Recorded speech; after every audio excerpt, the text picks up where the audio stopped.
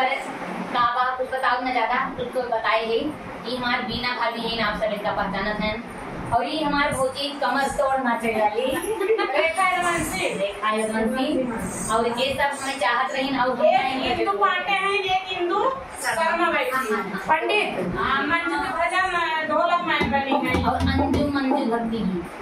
वो सब camera man बनी है और एक होती क्या तो भैया एक गाना हम लेकर आई है ये बहुत बढ़िया गाना रहा हमारा चैनल है इस बात गाना फिर से गावत है और सबके चैनल पे जाए तो आप सब उसमें प्यार से बात नहीं है हमें बताओ तो कैसे